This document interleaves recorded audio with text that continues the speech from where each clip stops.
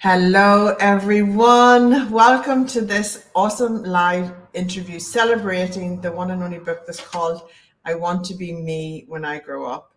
This is a truly special book, and Elle is here with me today, who is the author of the book. And there's such a special mission behind this book, isn't there, Elle? Yes. Hi, how are you? I am so good. And you are doing good? Yes. Yeah, I'm very excited. This is a very special book, and I just can't wait for lots of little girls to be able to read it. Oh, so special. And just during the week, I was going through my phone and all of our photographs of last year when we were in London together, and I brought, like a prototype of your book there. We took some photographs, and that was the first time you seen it as an actual book. It was so special, wasn't it?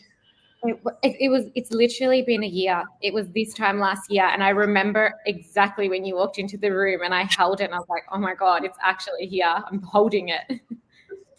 It's so special, and now it's getting ready to go out into Australian bookstores and hit the global distribution channel. How do you feel about this message getting out into the world? And can you share with our watchers, our viewers, what that message is? It feels overwhelming, to be honest, because there is so much emotion behind it for me.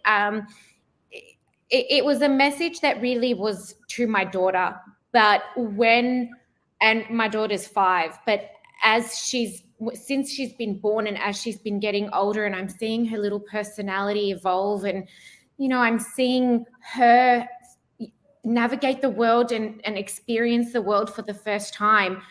I see the innocence in her, and then I realize very quickly that is going to start to change as she evolves from that little girl into a woman. And so I really wanted to fight for her to have the message that she should hold on to that feeling of being able to do anything and having that confidence within her before society and the world starts to trample on that and starts to tell her she needs to be smaller and quieter and sort of in a corner somewhere, instead of having the spotlight, especially in her career. So the message was initially just for her, but as I was writing the story, I realized that every little girl needs to hear this story, and that it needs to amplify so that every little girl growing up starts to understand the value of herself from the very beginning. It's such a precious story and a beautiful foundation for knowing and getting to know yourself and know what you want, when you grow up, knowing at a foundational level. And I have 4 girls, and I've sat and read this book with them, and the conversation that comes up around it. Not only have I got the beautiful memory of reading these words and empowering my young girls, I also have this opportunity to have a conversation with them that may not have had the opportunity to have. How does that feel for you to be able to facilitate that? It's amazing, because one of the most important parts of a relationship between a mother and daughter, or frankly a parent with a child, is to nurture and encourage those spontaneous moments of conversation, because that's really how the child learns who you are and your values and messages, and you also then learn your child and are able to understand a little bit more of how they feel and how they think, because they're individuals. We give birth to them and we raise them, but they're different to us, and they see things differently and they interpret things differently. So this book has been powerful because I've been able to, like you said, spark conversations with her about, oh, mummy, could I do this and could I do that? And it also helps inspire her to think of new things, which is the kind of thought that I want to instill in her, and that vision that I want her to continue to have, and be able to manifest into her future. Yeah. And not only does your daughter, learn from your actions, because you are a person who goes after what it is that you want in life, and you lead by example. So she sees from your actions, and then creating this conversation is giving her the confidence that she has this within her should she want it, that she has the choice to choose what she wants to be when she grows up. And it's important to, if you're going to be innovative, explore that, be curious. That's where the magic in life. Don't ever lose that within you, Right. isn't it? Just to keep that That's within right. you. And look, there are trailblazers within our society that are making changes. We are all contributing to that as women, and we are all working together so that we are empowered to have equality. But at the end of the day, there is still so much work to be done, and I see it all the time,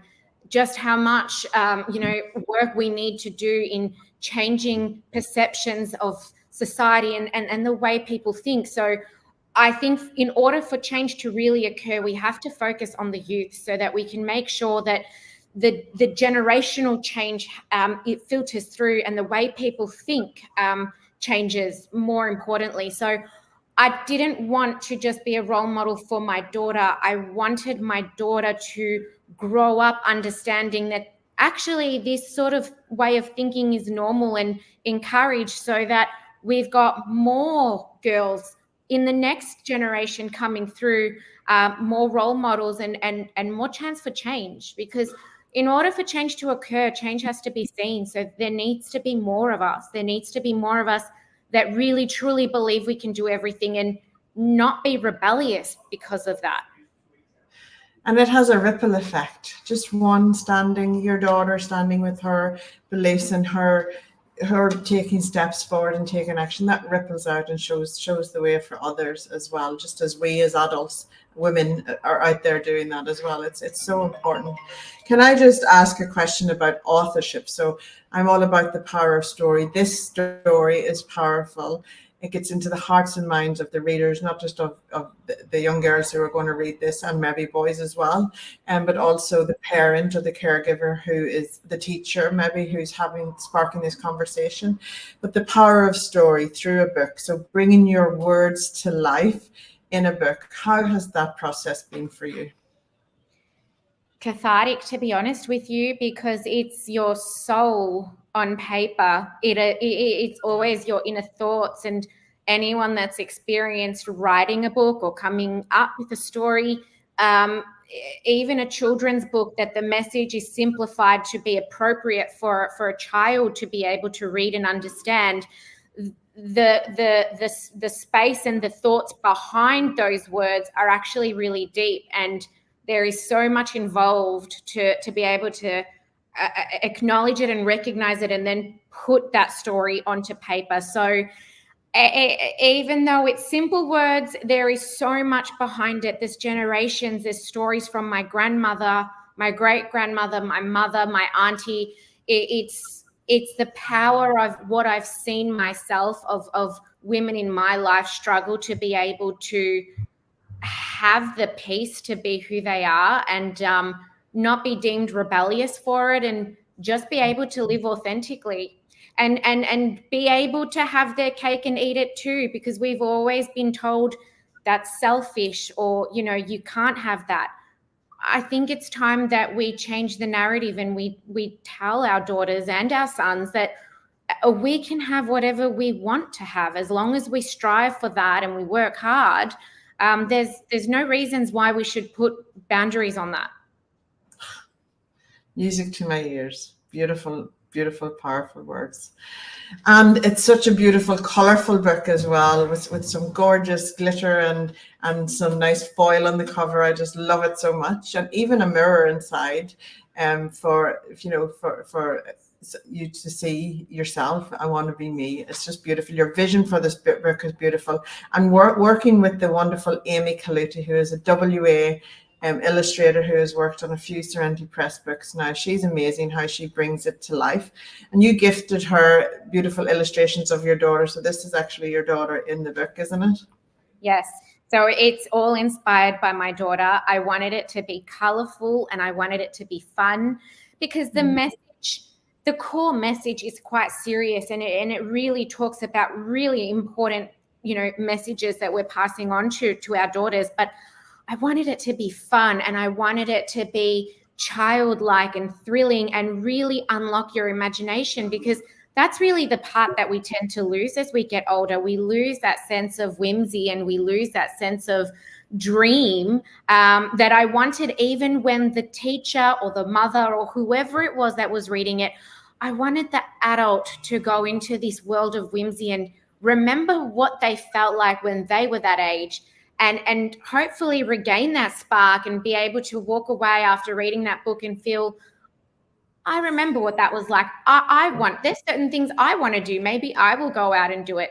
It's not really just to inspire the child that the book is being read to, but even the reader. I wanted it to be a different world. I wanted it to be nostalgic of your daydreams, or, your dreams of imaginative play, and not having the fear of what you should do or shouldn't do, and all of that sort of comes in as you get older.